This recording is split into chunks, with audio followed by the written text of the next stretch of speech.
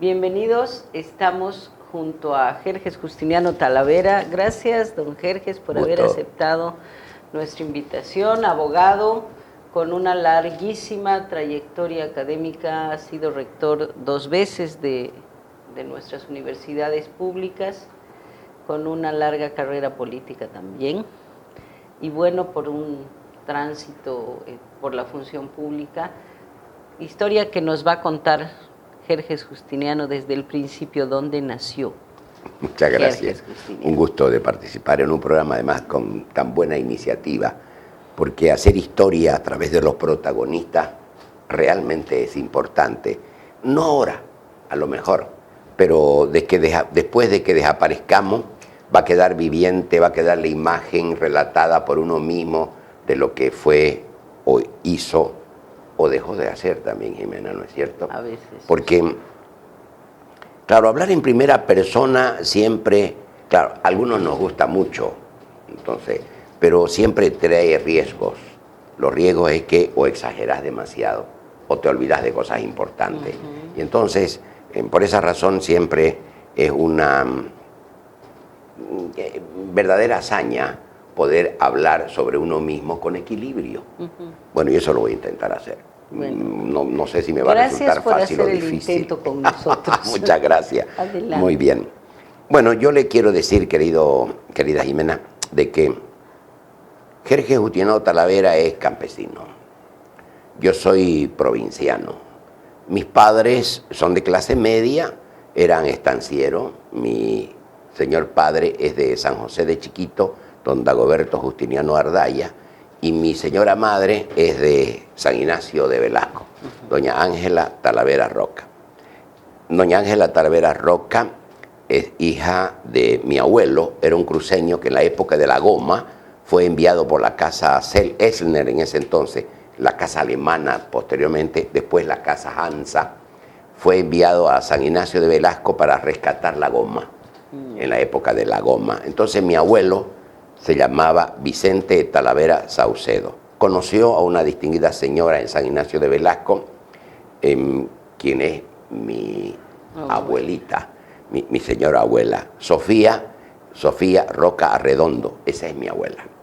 Entonces, de San Ignacio de Velasco. Yo nací en una provincia muy bella, como es San Ignacio de Velasco, y mis padres eran estancieros, tenían una estancia camino a la frontera, ellos decían, o sea, por la ruta que va al Brasil, en una estancia cerca de unos 40, 50 kilómetros, 60 kilómetros antes de la frontera, hay una estancia que se llama Los Puquios. Esa era la estancia de mis padres. ¿Por qué me vine yo a Santa Cruz? Que me parece importante relatar, porque son las casualidades de la vida. El padre de Germán Busch, un médico alemán, que era un hombre muy querido en esa región, pero muy querido en la región, porque además era un hombre muy entregado a los demás, hacía mucha obra de beneficencia, y siendo un médico, él recorría los pueblos, las comunidades, y él siempre estaba prestando atención. Él llegó a la estancia de mi padre, y yo tenía una hermana de 10 años, nacida en San Ignacio y en la estancia. En ese entonces, el doctor Busch le dio un remedio para los bichos, porque el problema sigue siendo un problema de salud hasta hoy, los parásitos en los estómagos, en los niños especialmente. A raíz de eso, mi hermanita había comido una fruta muy selvática, muy rica, que se llama albí, y le produjo una intoxicación. Al día siguiente ya no estaba el doctor Busch. Entonces mis padres tuvieron que hacer un sacrificio extraordinario y la llevaron a la frontera, la llevaron hasta el Brasil a mi hermana, y de retorno de Corumbá, mi hermana fallece en Roboré, 10 años. Mi madre se traumatiza, como toda madre que pierda a un niño de 10 años, entonces le dice a mi padre, no quiero saber de esta estancia, nos vamos a Santa Cruz. Y de esta manera llegué a la ciudad de Santa Cruz de la Sierra el año 1945. Yo nací el 31 de julio de 1940, justo era el aniversario de la fiesta patronal San Ignacio de Velasco, el 31 de julio. Yo nací y a los 5 años me trajeron a Santa Cruz. Yo ingresé a la escuela, al kinder, estudié aquí en Santa Cruz. Estudié en el kinder Ana Barba, donde estudiaron mis hijos también, y estudiaron mis nietos, y estudian mis bisnietos en ese mismo kinder, porque está a 2 cuadras de la casa paterna, de la casa materna donde nacimos nosotros. Luego estudié primaria en la escuela Neptalí Sandoval, la escuela número 3, que está a 1 cuadra, ya no está ahora funciona un museo de arte dependiente de la alcaldía, y ahí estudié toda mi primaria. Y un hecho que parece anecdótico, también interesante, es que yo estudiando en ese entonces el sistema educativo era 6 años por ciclo, 6 años la primaria y 6 años la secundaria. Entonces, estando cursando el 5º curso de primaria, un amigo de mis padres se habían divorciado. Entonces mi mamá dio pensión alimenticia, porque es bueno recordarlo. En ese momento, en esa época, estamos hablando del año 1945, 46, 47, las mujeres no tenían posibilidad de manejar sus propios recursos, no estaban facultadas por la ley para tener cuentas corrientes, solamente la hacían los hombres, y cuando era casada una mujer podía utilizar eso a través de su esposo. Tenía que estar soltera una mujer para poder manejar sus propios recursos. Entonces mis padres, sus bienes de mis padres quedaron todo a nombre de mi señor padre. Cuando se divorcia mi madre, se arma un lío familiar tremendo, porque mi madre no podía manejar nada, no tenía nada, todo estaba a nombre de mi padre tenía camiones, mi padre tenía casa, teníamos quinta, teníamos una lechería en Santa Cruz, bueno, todo eso era a nombre de mi padre. Entonces mi madre se vio en la necesidad de trabajar y al divorciarse mi padre, se fue, bueno, el único bien que tenía era una casa que está a 5 cuadras de la plaza, que hasta ahora la conservamos, pese a la muerte de mi señora madre, la seguimos conservando, la casa familiar.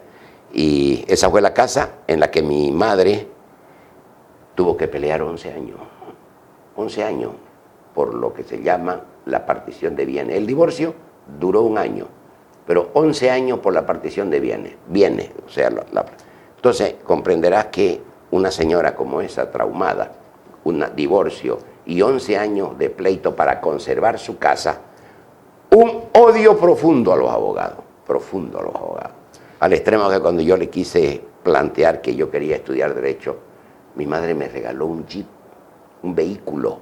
El año 1959, los nuevos ricos no pensaban comprarse zapatos, andaban de abarca todavía. Y a mí me regaló mi madre un Jeep Willys, modelo 52.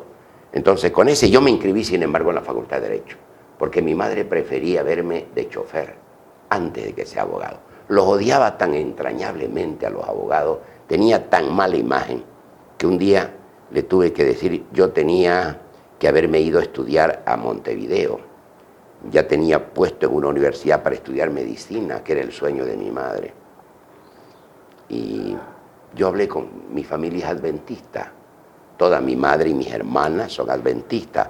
Yo me eduqué en esa escuela adventista, leyendo la Biblia, hablando de Dios, orando hasta ahora. En mi casa se ora todos los días de Dios antes de almorzar. Entonces, tengo un hijo que estudió 5 años teología. No se graduó de teólogo por esas cosas que tiene la vida, es una anécdota importante. Pero hoy es un brillante abogado, especialista en derecho penal. Pero él tiene formación, tiene ética y formación adventista. Para convencerla a mi madre de que yo no quería estudiar medicina, tuve que valerme del pastor de la iglesia. Y le dije, pastor, yo no quiero estudiar medicina, yo quiero ser abogado. Soñaba defendiendo.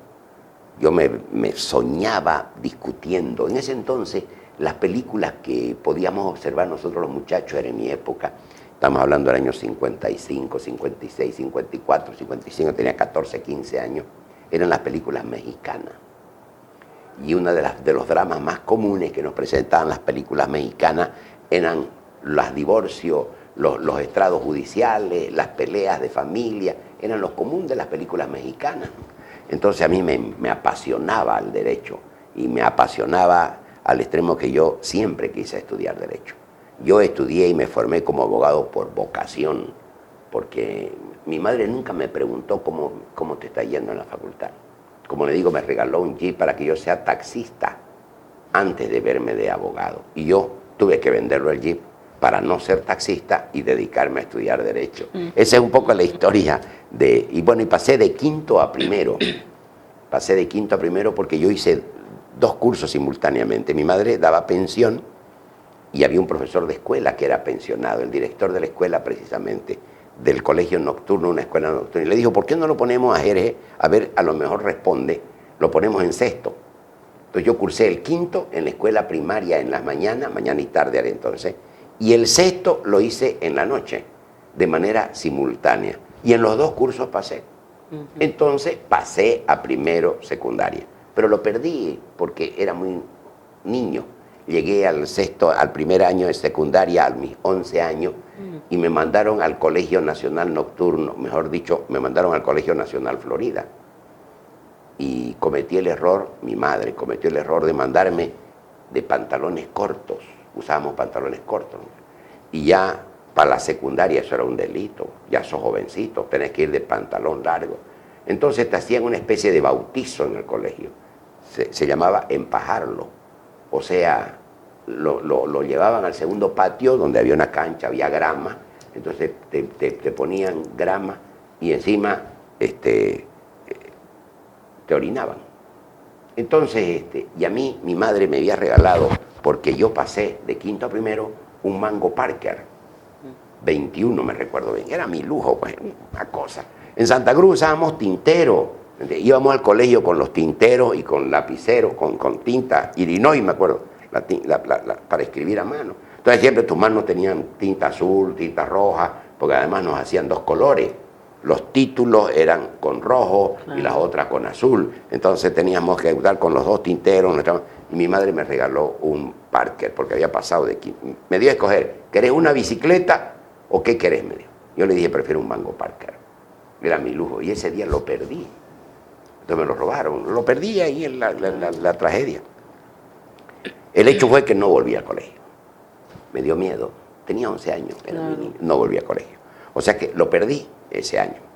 Luego hice un trato con mi madre, no quería estudiar, yo me vi en la obligación de trabajar. Yo quería trabajar, porque soy el único hijo hombre entre 4 hijos. 3 son mis hermanas mujeres, y yo soy el único hombre en la familia de mi madre. Pues mi padre tuvo muchos hijos. Entonces, mi padre bohemio, cantador, guitarrero, cantador, y relativamente tenía dinero, entonces, y no había la censura pues que hay ahora, ¿no? Entonces los hombres, además no había ni los preservativos, ni había televisión.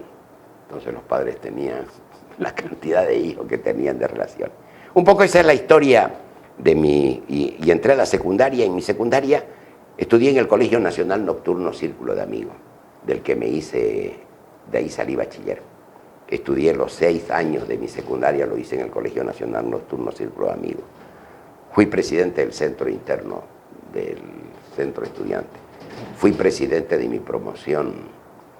Fui candidato en esa época a la Federación de Estudiantes de Secundaria, sin ningún partido político, pues yo era un hombre de izquierda ya, porque había leído a mis 14 años un libro que me impactó realmente, que fue el libro de Víctor Raúl Haya de la Torre. Se llamaba, Víctor Raúl Haya de la Torre, por si acaso, es un intelectual peruano, fundador de la APRA, su partido se llamaba Alianza Popular Revolucionaria Americana, y la propuesta era que para combatir al imperialismo norteamericano había que construir una alianza de partidos políticos en América Latina. Y ese libro se llamó El antiimperialismo y el APRA. Es un postulado desde el aprismo para luchar contra el imperialismo norteamericano. Yo tenía 14 años y me impactó mucho. Y en mi casa habían libros del PIR. Mi padre y el hermano de mi padre, un abogado muy conocido, el doctor Manuel José Justiniano Ardaya, fue inclusive codificador del Código Penal, de la primera reforma después de los códigos Santa Cruz, porque los códigos Santa Cruz se dictaron en la época, el Código Civil y el Código Penal se dictaron en la época del general Andrés de Santa Cruz y fueron vigentes hasta la primera modificación que se la hizo el año 1960, 62 y entró en vigencia el 64, el 65. Mi tío fue codificador del Código Penal. O sea, bueno, y él era hombre de izquierda, era hombre del PIR, Partido de Izquierda Revolucionaria, que además fue el primer partido en América Latina que se declaró marxista-leninista antes de que exista el Partido Comunista. Entonces, y el PIR fue realmente un partido que tenía mucho manuscrito, porque tenía un periódico, se llamaba Camarada. Mi padre los coleccionaba. Entonces, yo leía eso. Y de alguna manera eso creo que influyó en mi vida. Y especialmente ese libro, El anticomunismo y el APRA, fue el que me señaló, me señaló lo que podría ser una vida política futura. Y esa es la historia de mi vida escolar. Luego, antes de entrar a la vida política, después de hacer la carrera universitaria, su inicio fue en la academia. Claro, yo ingreso a la Facultad de Derecho y me formo en Derecho como abogado. Hay un hecho que es interesante, a lo mejor puede servir como antecedente. Para graduarnos en ese entonces, nosotros como abogados, teníamos que dar 2 exámenes. El primer examen, cuando terminás los 5 años de los estudios, para obtener el grado de licenciado en Derecho, Ciencias Políticas y Sociales, porque ese es el grado que yo ostento, tenés que presentar una tesis de grado, y se llama dar examen de tesis. Yo presenté a consideración de mi universidad una tesis que se llamaba Crisis Universitaria. ¿Qué decía esta tesis? Era un análisis desde la perspectiva estudiantil, desde la perspectiva de un profesional, de un joven que quería ser profesional.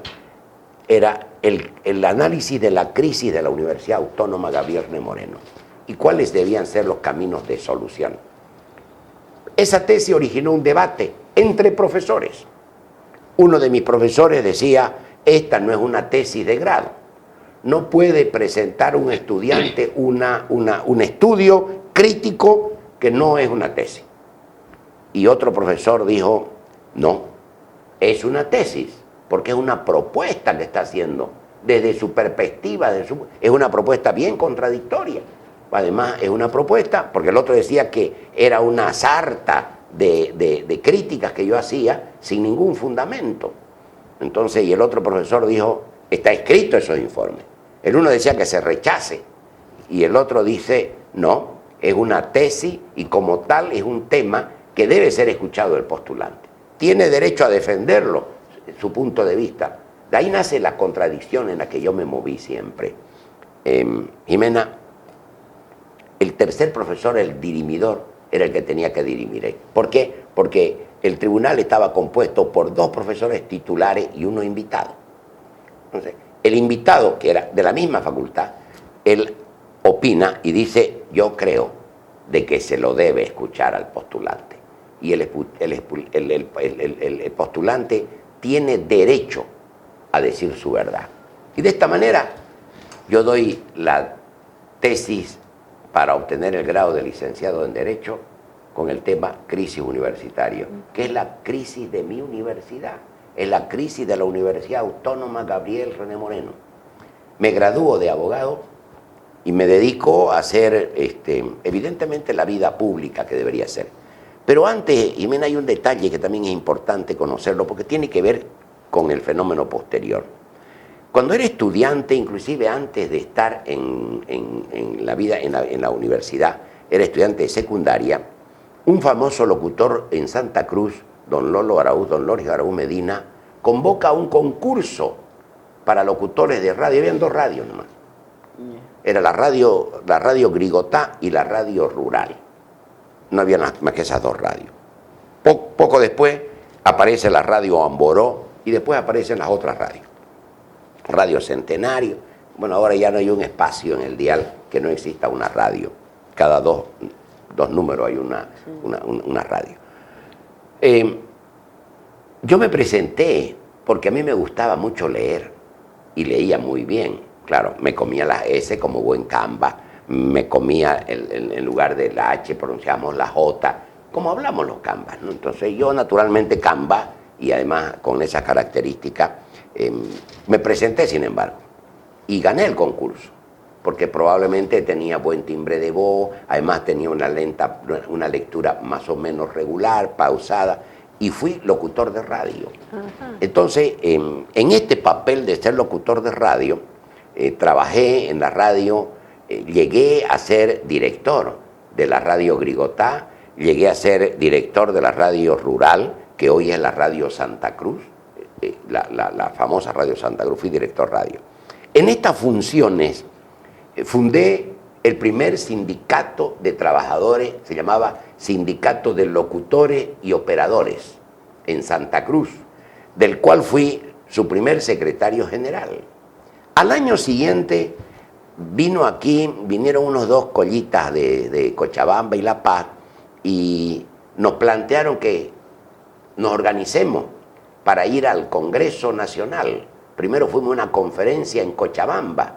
Hace 50 años de esto, fuimos para fundar la Federación Nacional que era de locutores y operadores en radio. Al año siguiente, en un congreso en La Paz, si no me equivoco, hace 50 años tendría que ser el 63, 62, 63, 62, se fundó la Federación Nacional y se cambió el nombre. Con un acto de previsión histórica se le puso el nombre de Federación Nacional de Trabajadores en Radio y Televisión. Se le quitó el nombre de locutores. Se llamó Federación Nacional de Trabajadores en Radio y Televisión. Hace unos 4 o 5 meses atrás me invitaron en Cochabamba a un acto al recordar los 50 años de fundación y nos dieron un homenaje a los 3 que fuimos de Santa Cruz. Fuimos 3 locutores de Santa Cruz a fundar. Bueno, ese es un poco un espacio de corte de mi vida, de mi vida sindical. Trabajé, me gustó mucho la radio, me gustaba declamar. Era un hombre que me apasionaba la poesía. Mi padre era poeta, escribió poemas muy bellos. Mi padre, entonces me gustaba leer sus poemas, me gustaba declamar. Probablemente eso facilitó para que pueda tener más accesible ingreso a la radio y por eso fui locutor de radio. Después te cuento, he incursionado también en la televisión de manera muy casual.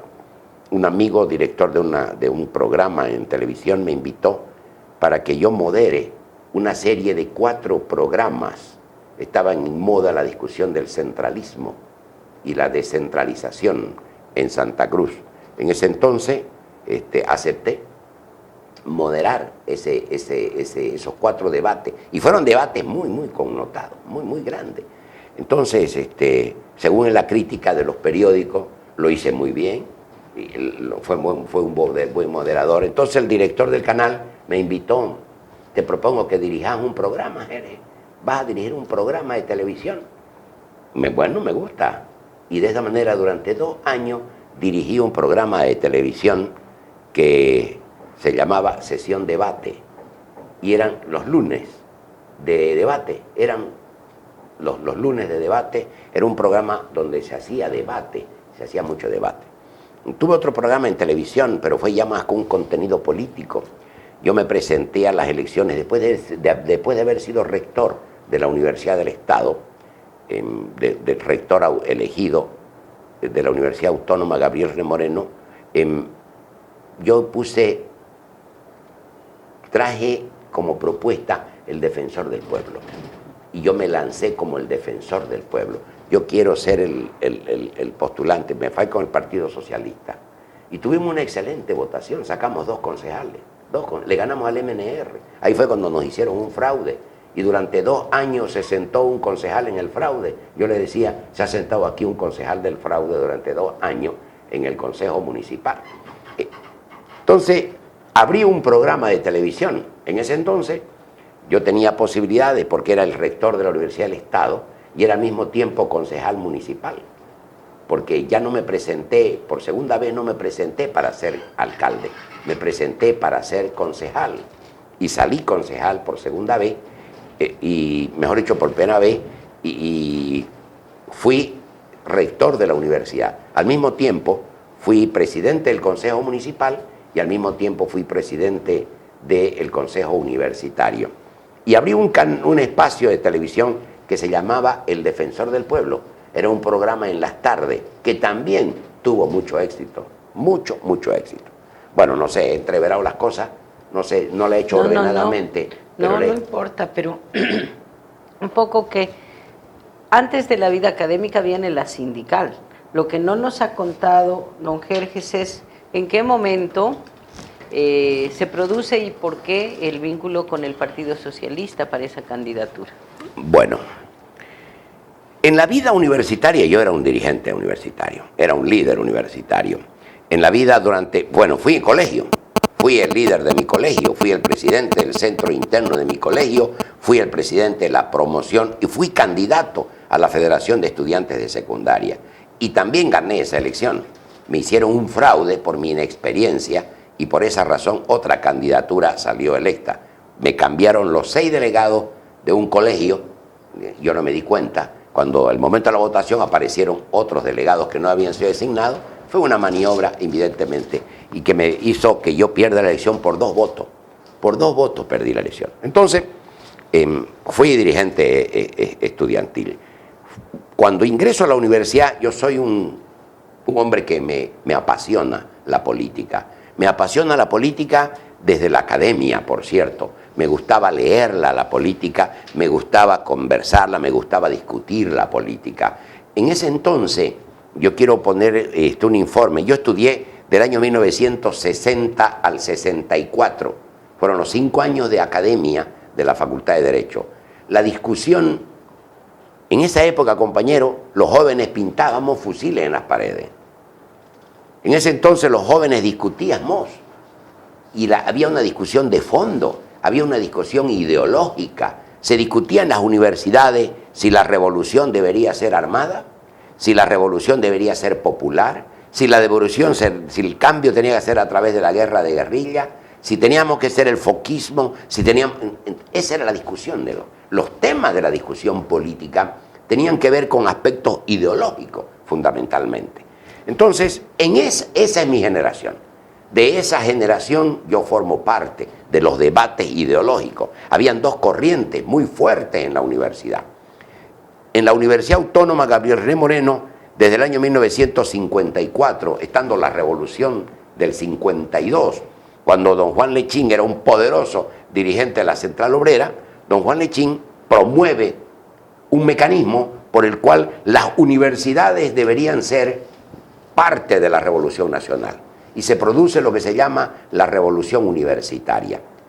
En Santa Cruz se da un fenómeno bastante curioso, que después se repite en la historia muchas veces, pero en Santa Cruz, que siempre fue conservador Santa Cruz, desde la época de la colonia, cuando la época de la revolución de la independencia, también los cruceños no estuvieron de acuerdo.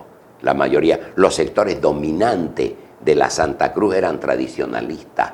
Quienes hicieron la revolución de la independencia en Santa Cruz eran los negros del Tao. Había un barrio aquí que eran de negros del Tao, de los que trajeron para las minas y que no pudieron soportar y que se vinieron, se escaparon, huyeron y se vinieron a Santa Cruz. Aquí eran libres. Entonces, y aquí había un barrio de negros que era el Tao. Luego fueron los artesanos los que hicieron la guerra la guerra de la independencia. La clase dominante cruceña nunca estuvo de acuerdo con la independencia. No quería, porque no pagaban impuestos, tenían privilegios de la corona española, tenían bastantes privilegios, y además la clase dominante cruceña se creía un poco descendiente de los españoles y estaba orgulloso de descender de los españoles, entonces no tenía nada que pedirle a la República, menos a los republicanos.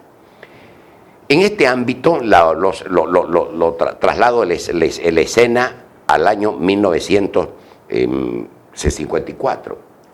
En el año 1954, cuando se da la revolución del MNR, lo que se llamó la revolución universitaria, la resistencia la hacen los falangistas. Era un grupo de partidos que era la oposición al MNR.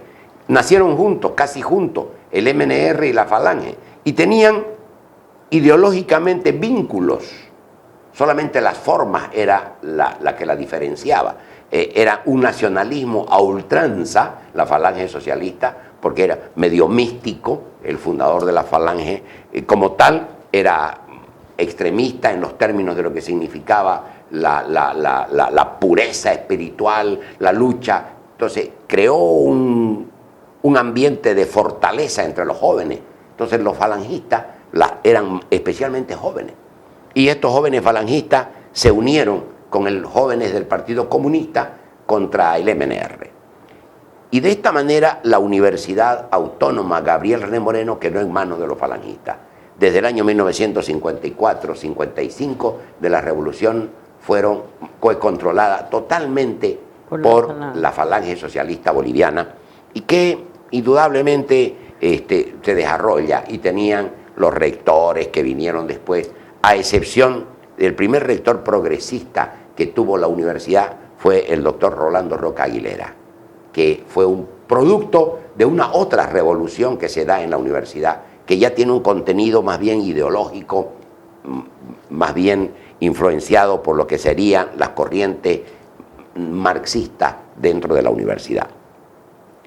Y esta universidad que venía siguió siendo controlada. El año 1971, la dictadura del general Hugo Banzer, entonces coronel Hugo Banzer Subare, la cierra la universidad, clausura las universidades, porque las universidades, a excepción de Santa Cruz, todas las otras universidades estaban controladas por las fuerzas de izquierda. Rectores comunistas, rectores izquierdistas, rectores piristas, todos eran, la mayoría, y dirigentes, las fuerzas políticas del cambio nacieron en la universidad. El MIR es una fuerza política que nació en la universidad, se acuna y nace en la universidad. Son los grupos juveniles los que le dan forma a este movimiento político. Entonces, el año 1980 se produce también otro golpe de Estado con García Meza, y se vuelve a intervenir la universidad. Pero entre el año 71, que se interviene la universidad, y el 1980, que son una década, el año 1977, 78, cuando se recupera parcialmente la democracia, la única universidad que no se democratizó fue la Universidad Autónoma Gabriel René Moreno. Por el contrario, los interventores hicieron una mascarada de elección y legalizaron, entre comillas, a uno de ellos. Y lo nombran rector en unas elecciones, donde supuestamente estaban amañadas las elecciones, la denuncian, todos denunciamos el hecho. Yo había sido profesor de la universidad hasta el año 1971. El 71 salí al exilio, junto con varios cientos de luchadores sociales. Entonces, vuelvo al escenario del 80. Entonces, el 80, cuando se da la intervención por segunda vez de la universidad por el golpe militar de García Meza, resulta que esta intervención vuelve a intervenir la Universidad Autónoma y pone a otro interventor, desconoce al rector que tenía. Nosotros hacemos un pacto con el doctor, le decimos que al rector, le decimos: te defendemos, pero vos vas a convocar a elecciones democráticas. Y él acepta que lo repongamos y luchamos por reponerlo. El año 1982 las condiciones políticas en el país cambiaban. Ya había ganado 3 elecciones la UDP. Entonces todo el mundo sabía, se podía prever que el futuro gobierno era el de la UDP. Entonces con estas condiciones nosotros también atacamos la universidad para recuperarla, la Universidad Autónoma. Hicimos una defensa, y lo importante fue de que hicimos un amparo constitucional, porque la tomamos la universidad y nos demandaron de amparo, y nosotros nos defendimos en la universidad y lo perdimos el amparo en Santa Cruz, porque evidentemente, como te digo, los grupos dominantes en Santa Cruz siempre han sido conservadores. Claro. La Corte Superior del Distrito estaba manejada por falangistas, en ese entonces ya adenistas, y lo controlan totalmente. Pero en Sucre ganamos el amparo con un fallo inédito.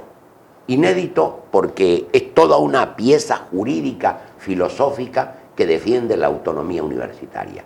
Y ganamos el amparo. De esta manera restituimos al doctor Áñez como rector de la universidad que había sido elegido, y el doctor se compromete, cumplió su palabra honestamente, convocó a elecciones limpias al año siguiente, y en esas elecciones limpias este servidor se presenta como candidato de la autonomía, no es como partido político, sino como candidato de la autonomía, y me presento para ser rector de la universidad. Y gano, por primera vez, soy rector de la universidad y recuperamos, conmigo se recupera la autonomía. Por primera vez en casi 14 años, 15 años. Del 71 al 84, 13 años.